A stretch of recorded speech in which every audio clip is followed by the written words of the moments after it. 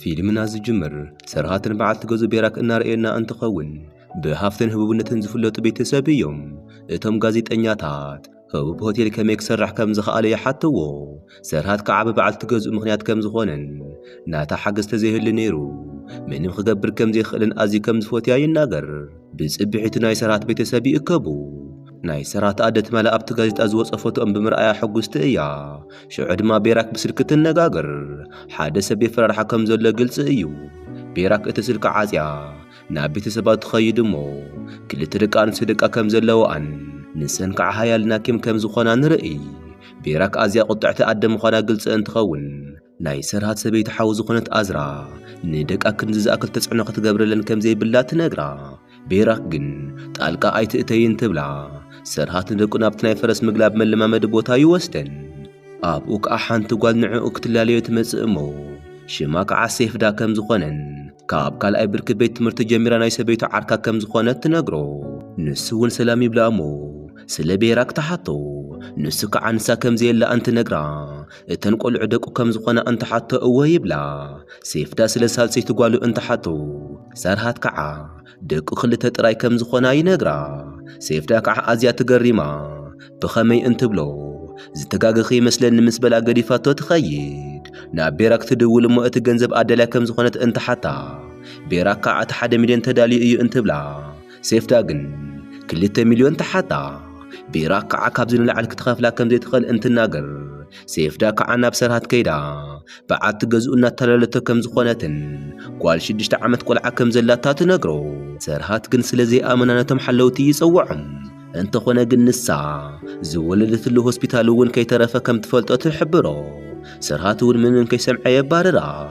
ናብ በዓልቲ ገዝኡ ደው ኢሉ እቲ ዝኾነ ነገር እንትነግራ ቤራክ ኣዝያ ትርበሽ እሞ መልሲ ክትህቦ ስለ ዘይደለየት እቲ ስልኪ ተዓፅዩ። ቀፂላ ከዓ ናብ ሓደ ሰብ ደው ኢላ በዓል ገዛ ኩሉ ነገር ከም ዝፈለጠ ትነግሮ።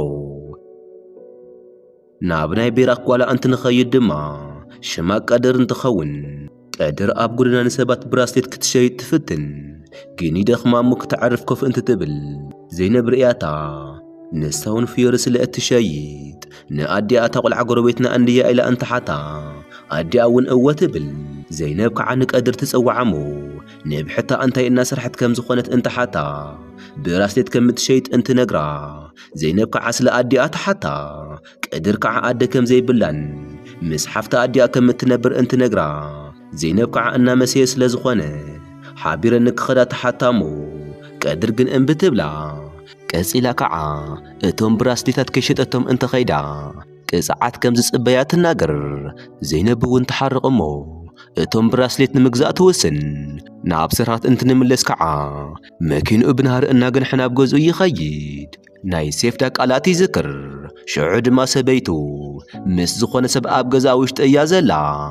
ግን መን ከም ዝኾነ ግልፂ ኣይኮነን። ቤራክ እቲ ውርደት በይና ከም ዘይትሽከሞን ናይ ቀድር ኣቦ ምዃኑ ንሰርሃት ከም እትናገር ትገልጸሉ። ንሱ ድማ ናብቲ መሐንበሲ ጋልባ ብፅፍዒት ሃሪሙ የውድቓ እሞ ቤራክ ነብሳ ምስ ሰሓተት እቲ ሰብኣይ እውን ገዲፍዋ ይኸይድ። ሰርሃት እውን ኣብ ገዝኡ በፂሑ ሰበይቲ ኣብቲ መሐንበሲ ጋልባ ወዲቓ እንትርእያ ኣዝዩ ሰንቢዱ ናብኣ እናሃደመ ከይዱ የድሕና። ኣምቡላንስ እውን ይፀውዕ። ናብ ቀድር እንትንምለስ ከዓ ዘይነብ ናብ ሓፍቲ ኣዲኣ ትወስዳ። ዘይነብ ንሓፍቲ ኣዲኣ ኣብቲ ደገ ዘላ ዓለም ከም ዘይተኣማምንን ኣብዚ ዕድመ እዚ ዘላ ቆልዓ ንብሕታ ክትገድፋ ከም ዘይብላ እንትነግራ ንሳ ግን ጣልቃ ኣይትእተይ ትብላ። ዘይነብ ድማ እዚ እንድሕር ተደጊሙ ናብ ማሕበራዊ ግልጋሎት ከም እትድውል ተፈራርሓ። ብናይ ዘይነብ ንግግር ምኽንያት ሓፍቲ ኣዲኣ ድማ ዝትኸሳ እንተኾይና ናብቲ መዕበይ ጣብያ ከም እትድርብያን ናይ ካልእ ሰብ ቆልዓ ምዕባይ ከም ዝደኸማ ትገልጸላ። በዓል ገዛ ድማ ስለ ናይቶም ብራስሌታት ገንዘብ ይሓታ። ቀድር እውን እቲ ገንዘብ ሂባ ናብቲ ኣብ መሬት ዘሎ መደቀሲኣ ትኸይድ።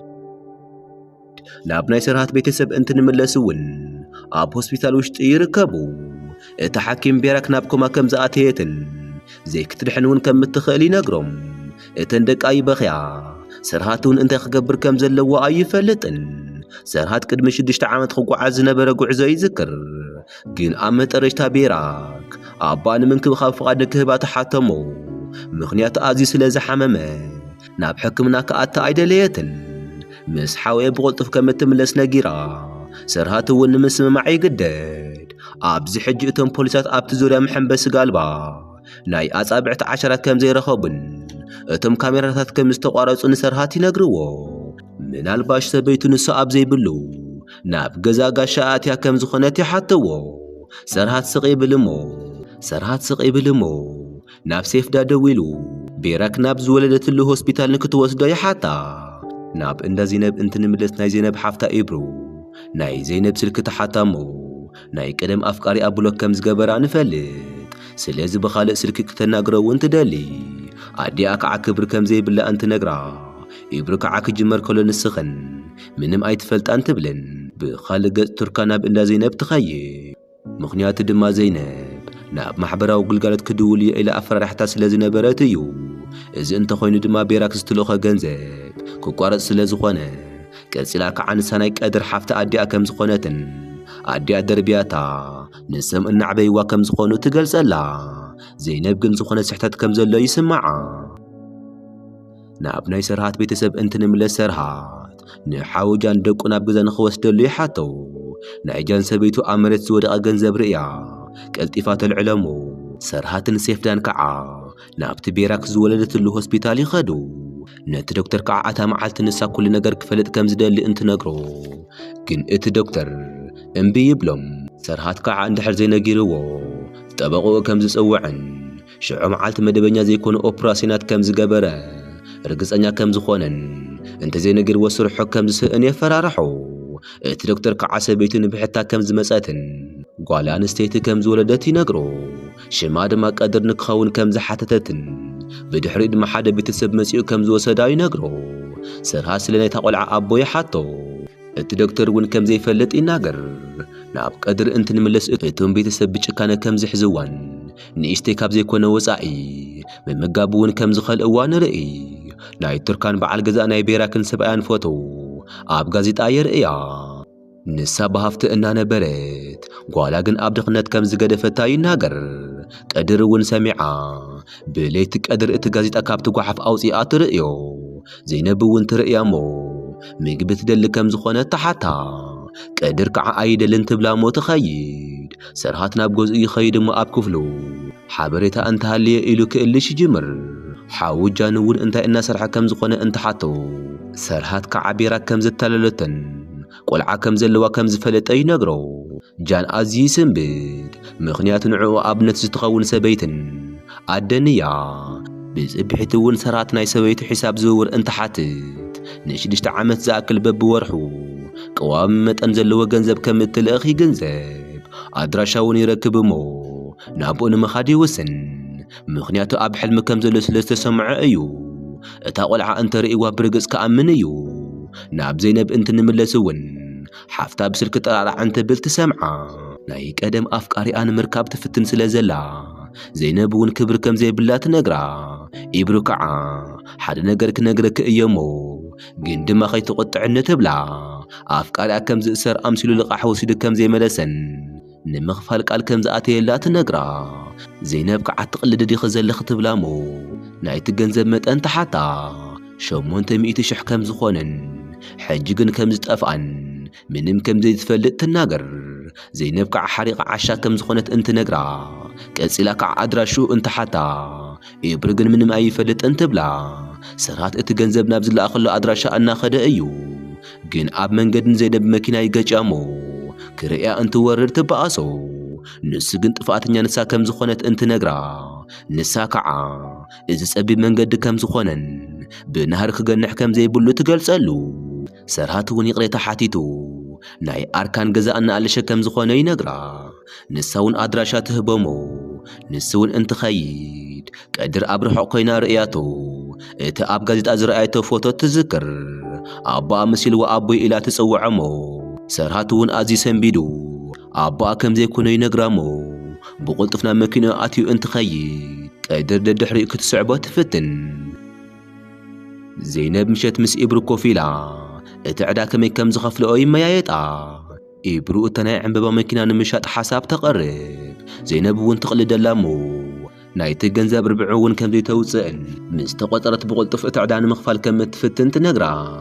ንኣስታት 3 ዓመት ዝኣክል ተመሪቓ كساب حجين مقدار إنها تثبيت كم زخونات نردع أبز منقون أبواني متسي أبون عفوني الشيد زينب إيدو كم زحررت رئيمو قد نسنشتي كم زخونا ينقرا ناي زينب آدنك قدر مقبنا توستلا بشحانة واسرلا أمونقو زينب قدر كم تفت تسمعمو نتركان انت حتى نساك عكولك زي متفاق لمدا كم زخونا تنقرا زينب كعكت اللي شات خيدمو قدر كع أب قدنا كوفيلا تبكي زينب وانت رخبامو قدر كعنا بتركان نكيتو ملسان ناب أبو أنخت وسدات حتى فوتو أب غازيتا أنت رئيا زينب وانت ذكرو قدر كع أبو أكوستا مسيو كم زنبرن جين سلازي عبيد كم زي فلتات نقرا زينب كعك قدر ناب غزان موسار توسن ناب نايسر هات غزا أنت نملسكم ناب حافتا هايال كيدا أبو ناب وسبتالك خير كم زي دلن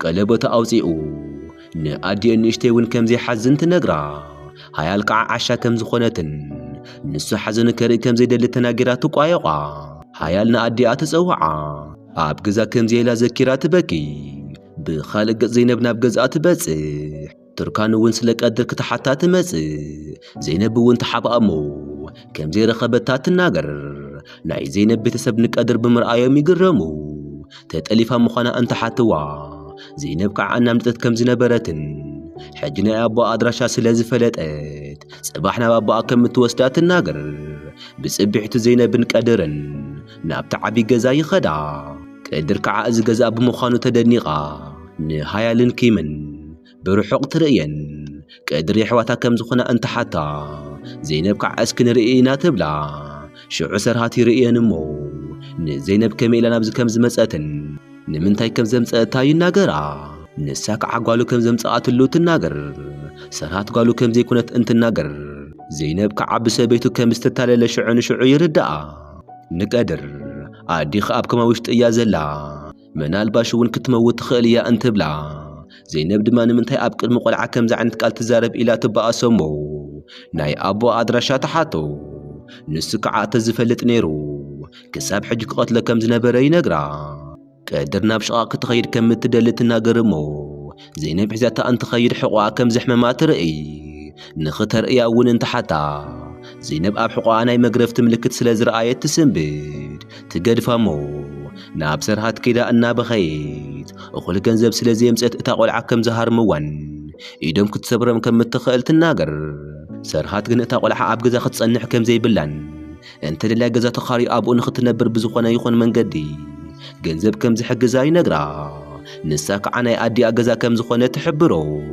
سرهات لما أزي جزائيو انت بلا زينب قديفاتو تخيد زينب أزيا سلازا حرقت تركان كتهار مناب جزا انت خيد كترخ باقناي كالتن سرهاتو ودنك قدر كملسا حاسيبو إذا قلعا أبق زي خد تصنح انت خوينا نسخون مساك تصنح عليكي مخنياتنا كتحب حبيا مسدك أي زخون عين تركب كل ياس لزيد اللي إيو يبلا زينب انبي انت بل قندم حافتا نسو أزي هافتا مسل زخونة تعدان مغفار كتخدا عليك تبلا زينب حجون انبتبل قن قدر لك إساء انت رئيا حسابات تغير زينب أقل قالت كم زي تخون انت نقرو نسوك عندك ومقزيت كتخون انت حتى نساو انت سماما قندم ذا شمنتم يتشحك قديما كم توسد انت نقرو سرعت كعكونتاتو انها تقمت له كم زخونتي نقرا كوي نقن بحر نقري سمامعو قابزن الحرقات سرعت لان ختصو عنقيرو قديفواني خاي زينب ونشانطان مدلاو تخيدمو بتسبان عازيم يجنقو جن زينب كاب حدا ورحنا لعلى كم زي تصنح ترقاقص ألم أزيا كبار مكينا نابناي زينب قزا مسيئة تركان رياتا نابي كم تخيد انت حتى أدي أكعا نابناي هافتامات قزا مقزيت كوينا كتسرح كم زخونات تنقرا زينب نقدرن نابت قزا يخدا سارهات كعاني بيتسبو زينب كم حداش مقزيتن قدر كعان اشتي حفتا كم زخونات يلالين جن اتندق وآيفوتيان بمن ورأن ونيقلدا أزياد خايا يبلامو قديفن آي خدا سرهات كعان زينب نايز بيتسب مشتر ناب غازيطا كم زي توصق بأونلاين نختفرمي حتى بقلطفون تفرم نقدر كعكدان خمس ألا أنت حتو سرهات كعا صباح كم زمس ألا ينقرن جان كعا قدر ناب غزا سلا زمس آن سرهات يبقاسو سرهات كن እቲ ጉዳይና ፖሊስ ወይ ከዓ ጋዜጣታት ትበጽሕ ነይሩ ህቡብነትና ክጎድል ነይሩ እዩ ይብሎ ድሕሪ ቁርብ ጻኒሕት ናይ ጃን ሰበይቱ ኣዝራ ሓዱሽ ሳንጣ ከም ዝገዘትን ሰብኣያ ተርእዮ ንሱ ከዓ ደረሰኝ እንተሓታ ንሳ እውን ኣውፂኣ ትህቦ ሽዑ ድማ ሰበይቱ ጃን ዝኾነ ዓይነት ገንዘብ ክትሕዝ ከም ዘይደሊ ነረዳ ምጽብባቕ ሸለል ከም ዝበለትን ጽባሕ ናብ እንዳ ጽባቐ ንክትኸይድ ይነግራ ናብ ዘይነብ እንትንምለስ ሻወር እናኣለሸት እንትኸውን ግን ኩሉ ተታሒዙ ትረኽቦ ናብ ናይ ሰርሃት ሻወር ክፍሊ እንተኣቲ ሽዑ ድማ ሰርሃት ናብቲ ክፍሊ ይኣቲ ዘይነብ ከዓ ብዘይ ፍቓድ ንምንታይ ተኣቲ ኢላ ትበኣሶ ንሱ ከዓ ናብ ናት ሻወር ክፍሊ ብዘይ ፍቓድ ምንታይ ክልክል ከም ዝኾነ ይነግራ ዘይነብ እውን ካብቲ ክፍሊ ክትወፅእ እንትብል ሰርሃት ይኽልክላ ምኽንያት ናት ክዳን ስለ ዝተኸደነት እዩ ደቁ እንተርእየና ድማ ብዝተሳሓሓተ መንገዲ ከይርዳኣ ኣይፈርሕ ክሳብ ዝድቅሳ ንኽትጽበይ ይነግራ ንብዙሕ ግዜ ተጸቢዮም እተን ቈልዑ ግን ክድቅሳ ኣይከኣላን ሰርሃት ድማ ቅድሚ ሕጂ 2 ሰዓት ይድቅሳ ከም ዝነበራ ይነግራ ዘይነብ ከዓ ኣብቲ ሰዓት ንሱ ዝድቅሳ ቈልዑ ከም ዘይብሉ ትነግሮ ንሱ ከዓ ደቁ ብዝግባእ ከም ዝፈልጠን እንትናገር ዘይነብ ከዓ ሰበይትኻ ኳሲ ብዝግባእ ኣይትፈልጣን ኢላ ተስሕቆ ሰርሃት እውን ሓሪቑ ዘይነብ እውን እናቐለደት ከም ዝኾነት ነጊራ ይቕሬታ ተሓቶ ንሱ እውን ካብ ክፍሉ የባረራ ሰርሃት እውን ሰበይቱ ውቃጥን ምውቃጥ እንትውስን ይዝክር ንምንታይ ከም ዝኾነ እንተሓታ ጽቡቕ ዕድል ከም ዝኾነ ትነግሮ ብጽብሒት ንጉህ ዘይነብ ንቀድር ቁርሲ ተዳልየላ እተን ሰራሕተኛ ከዓ ንሃያል ቁርሲ ናይ ስፒናቶ ጽማቕ ከም ዘዳልዋ ትሰምዕ ኣብዚ ዕድመን ዘላ ቈልዓ ከምዚ ዓይነት ቁርሲ ንምንታይ ከም ዘድሊ እንተሓተን ቤራኽ ጓላ እናርጉደት ምዃና ስለ ዝረኣየት ምግቢ ንክኽልክላ ዝኣዘዘት ምዃና ይነግረኣ እተን ቈልዑ ንቁርሲ ይመጻ ሃያል ናይ ቀድር ምግቢ ርያ ደስ ይብላ ግን እቲ ጽማቕ ንምስታይ ትግደድ ዘይነብ ግን ከም ናይ ቀድር ቁርሲ ክትሰርሕላ ከም እትኽእል ትነግራ ሓፍታ ከዓ እንተረጒድኺ ኣድና ኣይትፎቴክን ኢላ ትቕልደላ ሃያል ከዓ ንኣቦኣ ሎማዓንቲ ካብ ትምህርቲ ክትተርፍ ከም እትኽእል እንተሓቶ ኣቦኣ ግን እምቢ ይብላ ግን ዘይነብ ንምንታይ ክትኸይድ ከም ዘይትደሊ እንተሓታ ካልኦት ተምሃሮ ከም ዝቸግርዋ እውን ትረዳ ዘይነብ ከዓ ነቶም ዝቸግርዋ ተምሃሮ ንክትሃርሞም ትነግራ ኣቦኣ እውን ኣኼባ ስለ ዘለዎ ይኸይድ ነቲ መሳርሕቲ ከዓ እቲ ዝቕጽል ጨረታ ከምዘይኣቲ እንትነግሮ እቲ መሳርሕቲ ከዓ ምኽንያቱ ይሓቶ ናይቲ ትካል በዓል ዋና ንምሻጥ ኣይደልን ነይሩ ግን ሓደጋ ስለ ዝበጽሖ ሓሳቡ ቀይሩ ይብሎ ንሱ ከዓ በዚ መንገዲ ኣይሰርሕን ይብሎሞ ገዲፍዎ ይኸይድ እቲ መሳርሕቲ ናብ ጃን ይድውል እሞ ንሓዊ ኣብቲ ጨረታ ንከእምኖ ይነግሮ እንተዘይኮይኑ ግን እቲ ዝሓብኦ ሚሽጥር ከም ዘውፅኦ የፈራርሖ ጃን ይርበሽ ናብቲ ዓብዪ ገዛ እንትንምለስ ናይ ሰርሃት ኣደ ምስ ዘይነብ ትነጋገር ፍልጠት ከም ዘይብላ ወይ ከዓ ስነ ስርዓት ከም ዘይትፈልጥን ነተን ቈልዑ ሞግዚት ንምዃን ብቑዕቲ ከም ዘይኮነት ትናገር ቀድር ኢዳን ምስዓም ትኸይድ ግን እታ ሰበይቲ ትቕልደላ እሞ ካብ ድኻ ቤተሰብ ኢኽን መጺእኽን እንትብለን ዘይነብ ድማ ቤተሰባ መን ምዃኖም ተትፈልጢ ትግረም ነርኺ ኢኺ ትብላ እሞ ገዲፋታ ትኸይድ ናብ ጃን እንትንምለስ ሰበይቱ ናብቲ እንዳ ጽባቐ ወሲዱ ንክትጽባበቕ ከም ዝፈቐደ ይነግራ ንሳ እውን እሺ ትብሎ ሽዑ ድማ ኣዝራ ናብቲ እንዳ ጽባቐ ተኣቲ ሰብኣያ ዝበላ ነገር ኣዳልያ ከም ዝኾነት ተሓታ ናይቲ እንዳ ጸጉሪ በዓልቲ ዋና እውን ትማሊ ገዚኣቶ ዝነበረት ዓይነት ቦርሳ እቲ ፌክ ተምጽአላ ናይቲ ገንዘብ ኣፈላላይ እውን ትህባ ኣዝራ ከዓ ይቕሬታ ግበሩለይ ዝብል ጽሑፍ ትጽሕፍ እሞ እቲ ገንዘብ እውን በብወርሑ ንክለኣኽ ትሓትት ናብቲ ዓብዪ ገዛ እንትንምለስ ሰርሃትን ደቁን ይበኣሱ ሃያል ሓፍታ ኣብቲ ቤት ትምህርቲ ንኽትሃርማ ዘይነብ ከም ዝመኸረታ ትናገር ዘይነብ እውን ሰንቢዳ ከምዚ ዓይነት ነገር ኣይተናገርኹን እንትብል ሃያል ከዓ ነቶም ዝሃርምኹ ተምሃሮ ህሮም እዮም ኢልኽኒ ነርኺ ትብላ ኪም ከዓ ሓፍታ እናሃረመታ ከም ዝኾነት ሰርሃት እንትሰምዕ ይስንብድ ኪም ግን ምኽንያታ እንትናገር ምስኪን ከም ዝኾነትን ኣዲአን ድማ መሳኺን ከም ትጸልእ ተረድኦ ሰርሃት ከዓ ሓሪቑ ንኣዲአን ይጸርፋ እንተኾነ ግን ደቁ ኣዝየን ይሓርቃ ምሸት ዘይነብ ምስ ሰርሃት ትነጋገር ኣብ መንጎ ክልቲአን የሕዋት ችግር ከም ዘሎ ተትፈልጥ ነይረ ንክትሃርማ ክትነግራ ከም ዘይትገብር ትነግሮ ንሱ ከዓ ዝተምሃረት ሞግዚት ከምጽእ ከም ዝነበሮ ይናገር ንሳ ከዓ ዘይተምሃርኩ ምዃነይ መኖ ጌርካ ትብለሞ ትቕልዶ ኣዲአን እታ ሓንቲ ቈልዓ ብምንጉጣት እታ ሓንቲ ድማ ካብኣ ዝሓሸት ከም ዝኾነት ንኽትርዳእ ጌራ ከም ዘዕበየተን ትርዳእ ከምዚ ዓይነት ትምህርቲ ዲኻ ትደሊ ኢላ ተሓቶ ብጽብሒት ናይ ሃያል ሙዚቃ ምድላው ኣሎ